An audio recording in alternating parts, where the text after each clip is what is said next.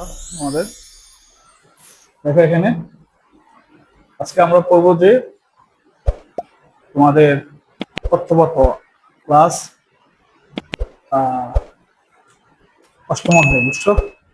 এটা পুরোপুরি আজকে শেষ করে দিব। তবে তোমাদের আগে যে ব্যাখ্যাগুলো জানতে হবে সেগুলো দেখো তো এখানে কি আছে। প্রথমে আছে এখানে, দেখো তথ্য কি। উপাত্তকে বিশ্লেষণ ও প্রক্রিয়াজাত করে যে অর্থবহ ফলাফল পাওয়া যায় তাকে কি বলা হয়? তথ্য বলে। আমি কতগুলা এই যে দেখা এদিকে, এই যে কতগুলো সংখ্যা লিখছি না, সংখ্যাগুলো লিখছো, এগুলো কি আছে বলতো? উল্টাপাল্টা আছে, উল্টাপাল্টা আছে না? উল্টাপাল্টা থাকলে কিন্তু কোনো তথ্য হয় না। দেখে বলো উপাত্ত কি বলা হয়? যখন এটাকে আমি সাজায় লিখবো তখন সেটা কি হয়ে যাবে? একটা তথ্য হয়ে যাবে। কি হয়ে যাবে? তথ্য। কোন বিষয় সম্পর্কে সংগ্রহ করার সংখ্যাকে কি বলা হয়? উপাত্ত বলে। কি বলা হয়? তোমাদেরকে বললাম যে তোমাদের ক্লাসে 50 জন স্টুডেন্ট আছে, সবার বয়স কি, তুমি বয়সগুলা জেনে আসো। তো যখন তুমি বয়সগুলা জানতে যাবে তখন কিভাবে বলো তো? ওর বয়স 13, ওর বয়স 12, ওর বয়স 11, ওর বয়স আবার 14, এরকম উলট করা থাকবে না জানতে গেলে? এগুলাকে মূলত কি বলা হয়? উপাত্ত বলা হয়। কি বলা হয়? উপাত্ত বলা হয়। তারপর আমরা কি লিখছি এখানে? বিন্যস্ত উপাত্ত। কি লিখছে? এই যে একটু আগে উপাত্ত সংখ্যাটা পড়লাম, উপাত্ত গুলা কি থাকবে? উল্টাপাল্টা থাকবে না? সেই উপাত্ত গুলাকে যখন আমি কি করব, ছোট থেকে বড় অথবা বড় থেকে ছোটতে কি করব, ক্রমানুসারে সাজাবো, কি করব, তখন সেটাকে বিন্যস্ত উপাত্ত বলা হয়। তোমাদের সৃজনশীলের ক নাম্বার আসতে পারে বিন্যস্ত উপাত্ত কাকে বলে, উদাহরণ দাও। তাহলে যে উপাত্ত গুলাকে ক্রমানুসারে সাজানোর পর যে সংখ্যাগুলা বা যে সংখ্যাগুলা পাওয়া যাবে তাকে কি বলা হয়? বিন্যস্ত উপাত্ত বলা হয়। কি বলা হয়? যেমন আমরা এখানে বিন্যস্ত উপাত্ত লিখেছি, যেমন 3, 5, 7, 10, 12। সাজানো আছে নাকি উল্টাপাল্টা আছে বলো? সাজানো আছে। তারপর দেখো এখানে কি আছে বলতো? অবিন্যস্ত উপাত্ত। যে উপাত্তগুলো নির্দিষ্ট ক্রমে সাজানো থাকে না, পরীক্ষা আসতে পারে না। অবিন্যস্ত উপাত্ত কাকে বলে? যেগুলো এলোমেলো ভাবে কি থাকে? সাজানো থাকে। কিভাবে থাকে? এলোমেলো ভাবে।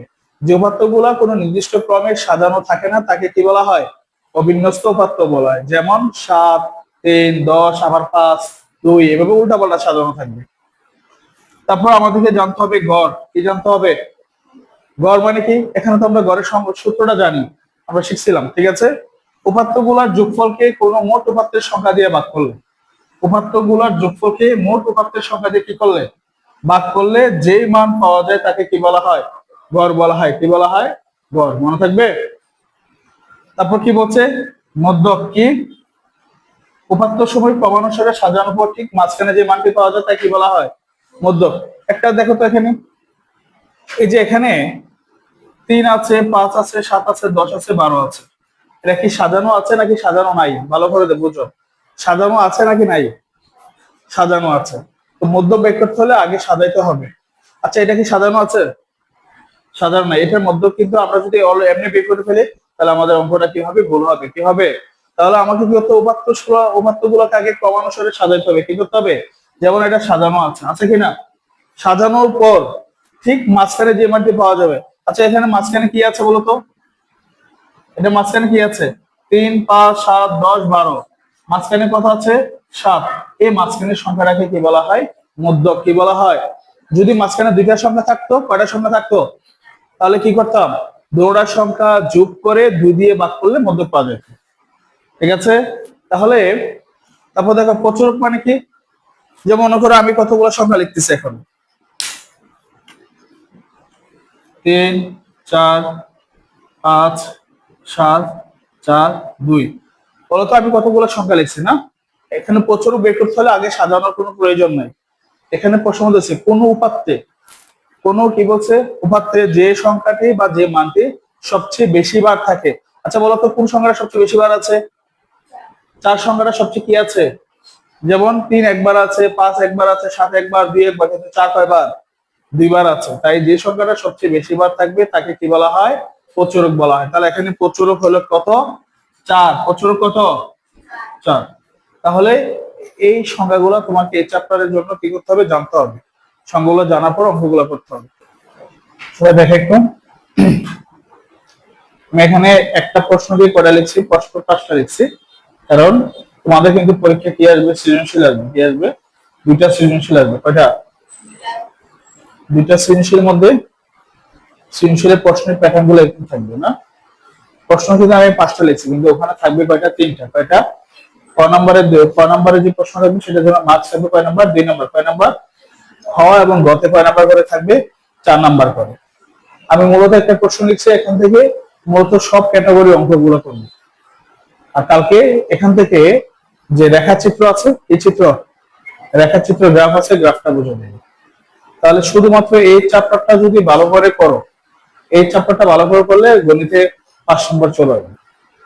শুধু চ্যাপ্টারটা করতে পারলে হবে ভালো করে। তাহলে আমাকে প্রশ্ন মধ্যে বলছে ক নাম্বার। কত নাম্বার? ক নাম্বার প্রশ্ন উত্তরটা যখন আমি লিখবো, ক নাম্বার কি বলেছে দেখো তো। অনবশে এই উপাত্ত কি বিন্যস্ত উপাত্ত? আচ্ছা, আমরা বিন্যস্ত উপাত্ত বলতে কি বলছিলাম? যে উপাত্ত গুলা সাজানো থাকে, হয়তো বড় থেকে ছোট সাজানো থাকবে, না হয় ছোট থেকে বড়তে সাজানো থাকবে, না? কিন্তু এটা কোনো সাজানো আছে?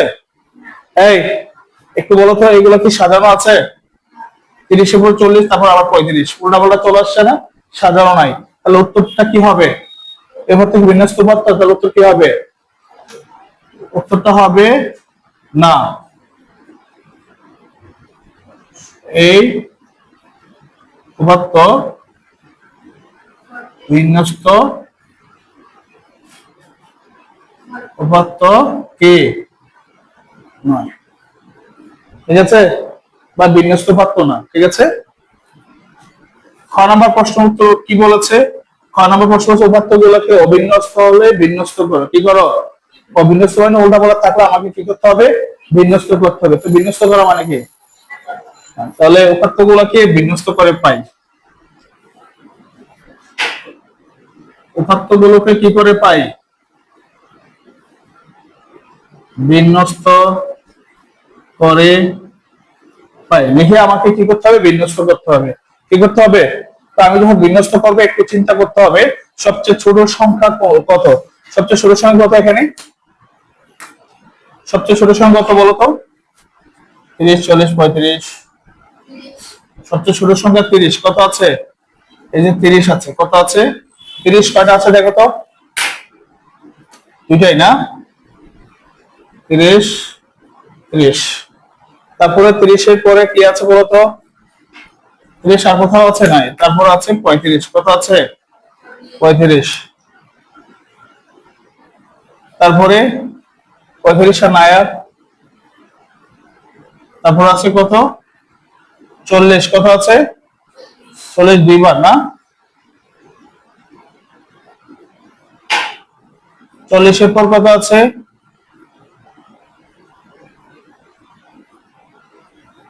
50 না? 50 একটা। 50 কটা আছে? একটাই। 50 এর পর কত আছে? একটা, দুইটা, তিনটা। 60 কটা আছে? তিনটা। তারপর আছে 65। একটা, কোথাও নাই। তাহলে আছে 65। তারপর আছে 70। একটা, দুইটা, দুইটা। 70 আছে কয়টা? দুইটা। 70 পরে 75, 75। 75 আছে দুইটা। তারপর আছে 80 না? এখানে 80 একটা। আর কোথাও আছে? 80 শুধু একটাই আছে। তারপরে 85 নাই। 85 আছে একটা। তারপরে 90, দুইটা। কয়টা? দুইটা 90। দুইটা 90। তারপর আছে 95 একটা, 100 একটা না?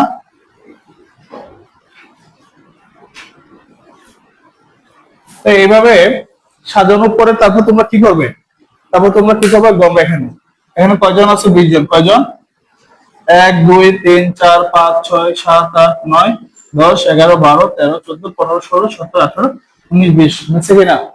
তাহলে আমাকে প্রশ্নের মধ্যে বলছে উপাত্তগুলো বিন্যস্ত হলে বিন্যস্ত করো। বিন্যস্ত কি করছি আমরা? করা শেষ। গ নাম্বার প্রশ্ন কি বলছে?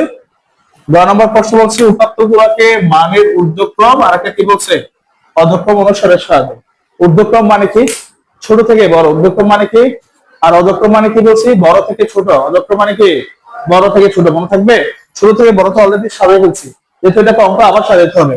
তো আমরা গ নাম্বার লিখি উপাত্তগুলোকে মানের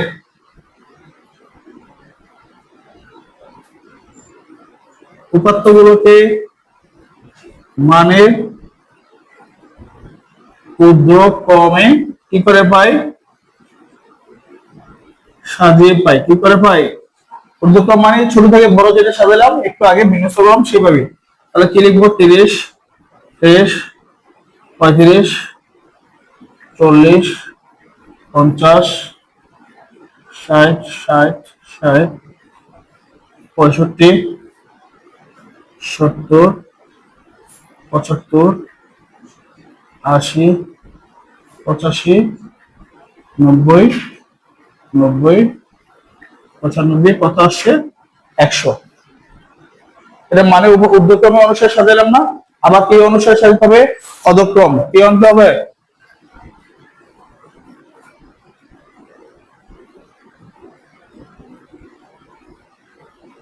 উপাত্তগুলোকে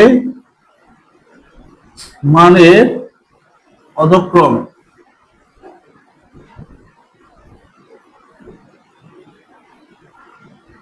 অনুসারে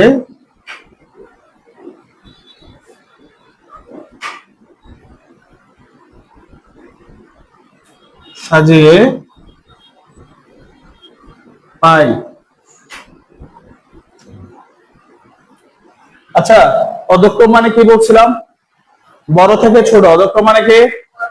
এই যে আমি ছোট থেকে বড় যেটা সাজাইলাম, অধক্রম মানে বড় থেকে ছোটতে সাজাতে হবে। তাহলে উল্টা হয়ে যাবে। প্রথমে আসবে 100, কত আসবে? 100 পরে কত আসবে? 95 পরে 90, 85, 80, 75, 75, 70, 70, 65, 60, 60, 60, 50, 40, 40, 35, 40, 30। তাহলে আমরা কি করলাম? মানের ঊর্ধ্বক্রম অনুসারে সাজালাম আর কি করলাম? অধক্রম অনুসারে সাজালাম। তাহলে ঊর্ধ্বক্রম মানে কি বলছিলাম? ছোট থেকে বড়। ছোট থেকে বড়। ঊর্ধ্বক্রম মানে ছোট থেকে, আর অধক্রম মানে কি? বড় থেকে ছোট। ভুল করা যাবে না। তারপর কি বলছে? উপাত্ত সময়ের মধ্যক নির্ণয় করতে বলছে, আর একটা কি করতে বলছে? প্রচুরক নির্ণয়। কি নির্ণয়? গহ নাম্বার না, মধ্যক নির্ণয়। তাহলে আমরা কি লিখবো? মধ্যক নির্ণয়। সুন্দর করে এখানে লিখে নিব।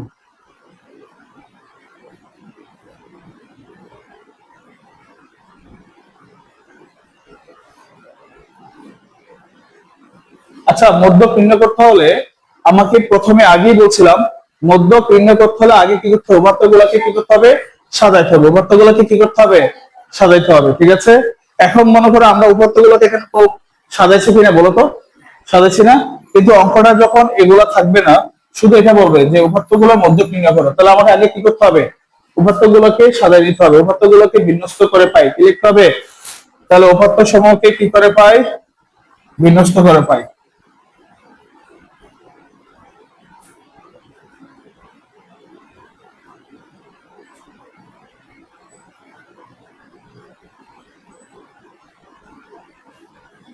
উপাত্তগুলোকে বিন্যস্ত করে পাই। তাহলে আমরা লিখি 30, 30, 35, 40, 40, 50, 60, 60,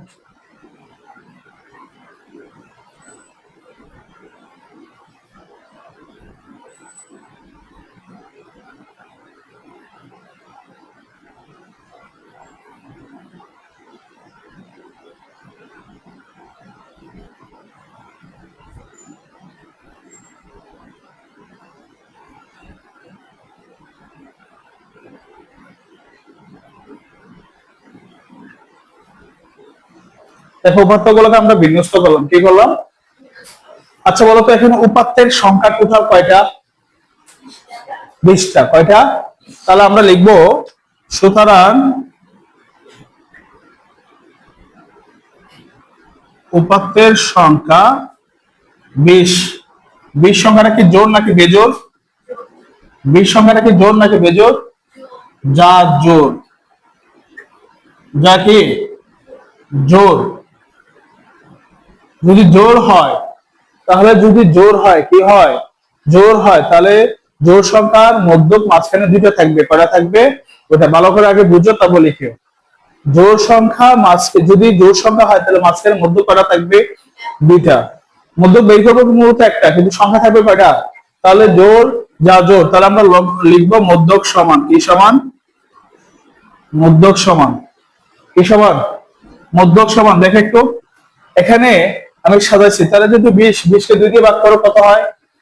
10 হয়। কত হয়?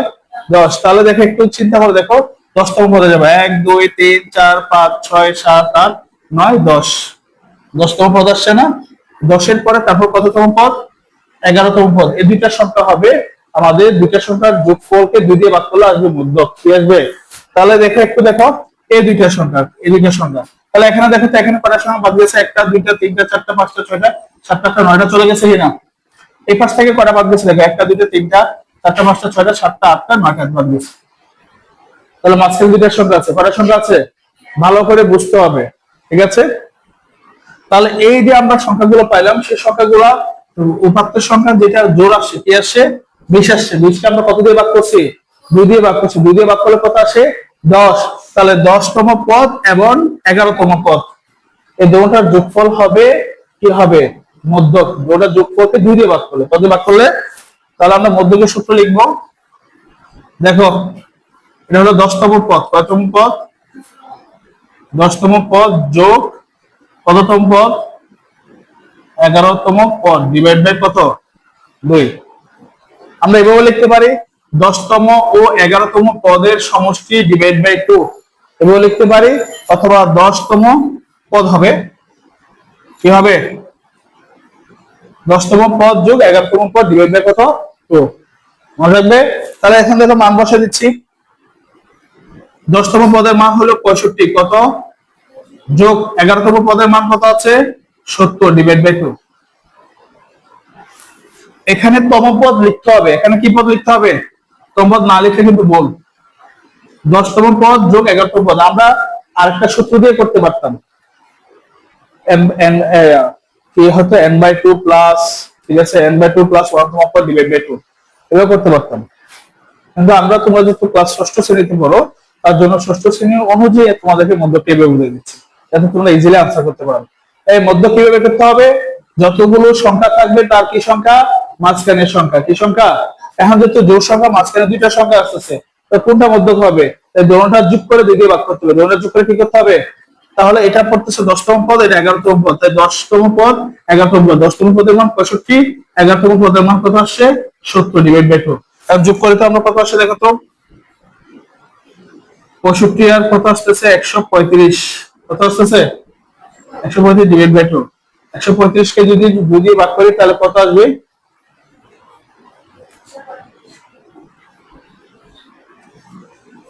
6 দুগুণে 12, 2 হাত আছে 7 দুগুণে 14,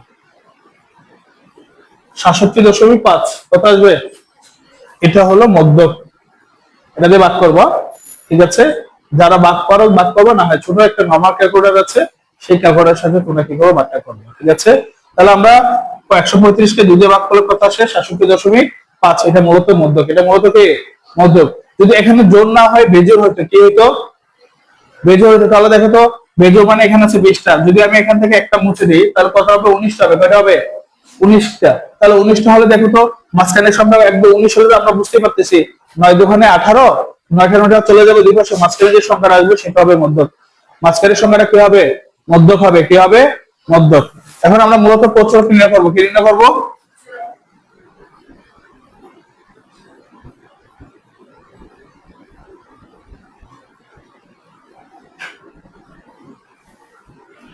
প্রচুর মূলত কি আমরা পড়ে আসছি, যে উপাত্তের মধ্যে যে সংখ্যাটা সবচেয়ে বেশি বার থাকে তাকে কি বলা হয়? প্রচুরক বলা হয়। উপাত্তের মধ্যে যে সংখ্যাটা সবচেয়ে কি বার থাকে? বেশি বার থাকে। এখন দেখো উপাত্তের মধ্যে বলেছে আমাকে প্রচুরক নির্ণয় করতে হলে সাজানোর প্রয়োজন নাই। আমরা ওই যে একটা অবিন্যস্ত উপাত্ত আছে সেখান থেকে আমরা কি করতে পারি? লিখতে পারি। ঠিক আছে, তাহলে দেখো উপাত্তে আমরা কতগুলো লিখবো, কথা লিখবো। উপাত্তে দেখো, উপাত্তে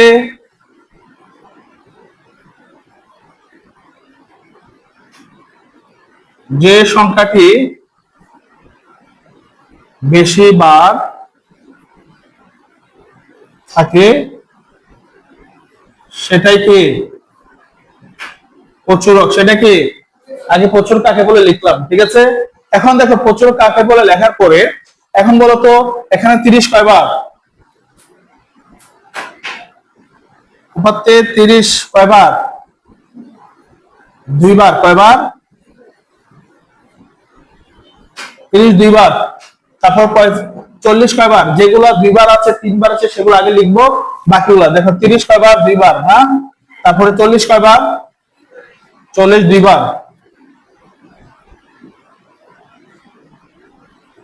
তারপরে 60 কয়বার? 60 তিনবার।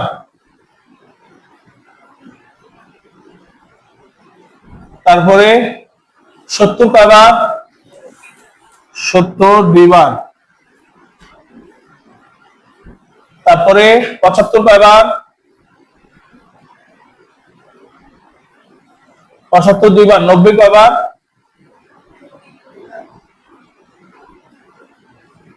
90 দুইবার। এবং এবং বাকি সবগুলো কয়বার আছে?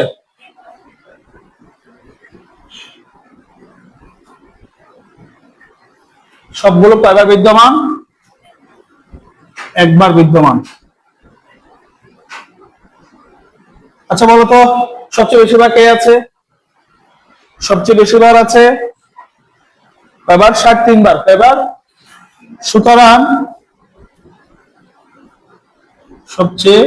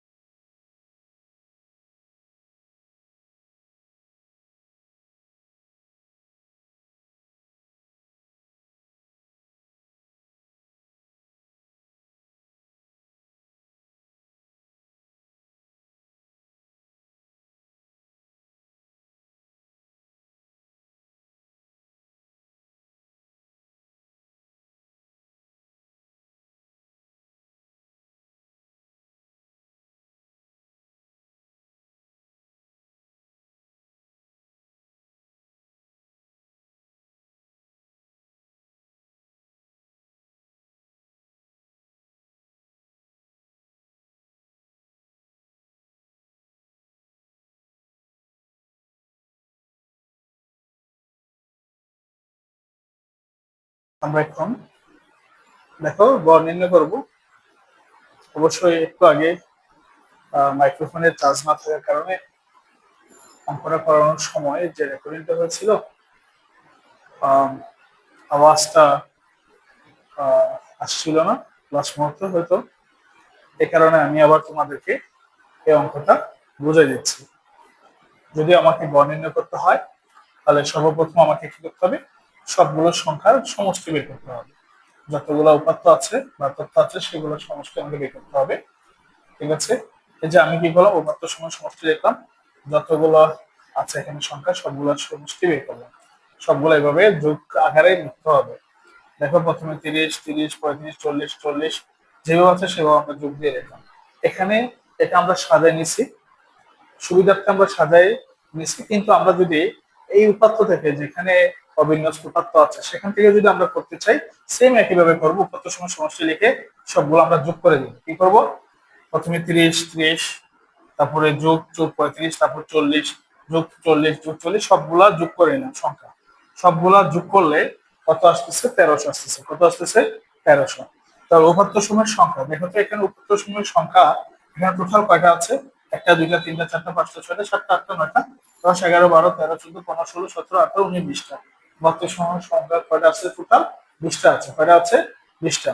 তাহলে একটু দেখো, উপাত্ত সময়ের সংখ্যা সবগুলো যোগ করলে আমরা পাইছি 1300, আর এখানে সংখ্যা আছে টোটাল 20টা। তাহলে গড়ের সূত্র কি হবে, গড়ের সূত্র হবে উপাত্ত সময়ের সমষ্টি ডিভাইড বাই উপাত্ত সময়ের সংখ্যা। উপাত্ত সময়ের সমষ্টির মান আমরা পাইছি 1300, 1300 বসাই দিলাম। আর উপাত্ত সময়ের সংখ্যার মান পাইছি কত, আমরা 20, 20 বসাই দিলাম। 1300 কে 20 দিয়ে ভাগ করলে কত আসে, 65। তাহলে আমরা গড় পাইলাম কত, 65। তাহলে একটা কথা মনে রাখবে, তোমাদের কিন্তু তোমাদের যে তথ্যপাত্র চাপটা থেকে কমপক্ষে 2টা সৃজনশীল তো থাকবেই, তোমরা 2টা সৃজনশীলে আনসার করতে পারবে, এবং কমপক্ষে 2টা সংক্ষিপ্ত প্রশ্ন থাকবে। 2টা সংক্ষিপ্ত প্রশ্নতে তোমাদের 4 নাম্বার, টোটাল 24 মার্কস তোমরা এখান থেকে পেয়ে যাবে। এমসিকিউ আসবে, তাই এমসিকিউ বাদ দিয়ে 24 মার্কস। তাহলে একটা কথা মনে রাখবে, খুবই গুরুত্ব সহকারে এই চ্যাপ্টারটা ভালো করে করতে হবে। এই চ্যাপ্টার থেকে তোমাদের কি কি করতে হবে আমি সবগুলো প্রশ্ন লিখে দিচ্ছি। বিন্যস্ত উপাত্ত কিনা, উপাত্তগুলো অবিন্যস্ত হলে বিন্যস্ত করো, উপাত্তগুলোকে মানের ঊর্ধ্বক্রম এবং অধক্রম অনুসারে সাজাও, উপাত্তগুলো গড় মধ্যক প্রচুর নির্ণয় করো, তারপরে মধ্যক নির্ণয় করো, প্রচুর নির্ণয়, গড় নির্ণয় করো। আরেকটা আসবে কি, রেখাচিত্র অঙ্কন। কি আসবে, আপাতত আমরা রেখাচিত্র অঙ্কন করতেছি না, নেক্সট ক্লাসে আমরা রেখাচিত্র অঙ্কনটা সুন্দর করে তোমাদেরকে কি করবো, বুঝিয়ে দিব। তো এখন আজকে যে ক্লাসটা করালাম সেই ক্লাসের ভিতরে মোটামুটি ষষ্ঠ শ্রেণীর অষ্টম অধ্যায়ের তথ্যপাত্রের মূল সবগুলো টপিকস চলে আসছে। তোমরা চাইলে আমার এই ক্লাসটা থেকে আহ মোটামুটি সবগুলা জিনিস আয়ত্ত করতে পারো, যদি সুন্দরভাবে নোট করে একটু অঙ্কগুলাকে বারবার প্র্যাকটিস করো। তোমাদের বইয়ে বিভিন্ন অঙ্কগুলো আছে, অনুশীলনীয় বিভিন্ন অঙ্ক আছে, সেগুলো যদি তোমরা চর্চা করো বা প্র্যাকটিস করো, তাহলে কিন্তু মোটামুটি তোমরা কিন্তু এই চ্যাপ্টার থেকে আশা করি 24-24 পাবে। তাহলে তোমরা ভালো করে সবাই এই চ্যাপ্টারটা গুরুত্ব সহকারে কি করবে, করবে। সবাইকে ধন্যবাদ। আশা করি তোমরা পুরোটা চ্যাপ্টার ভালো করে বুঝতে পেরেছো।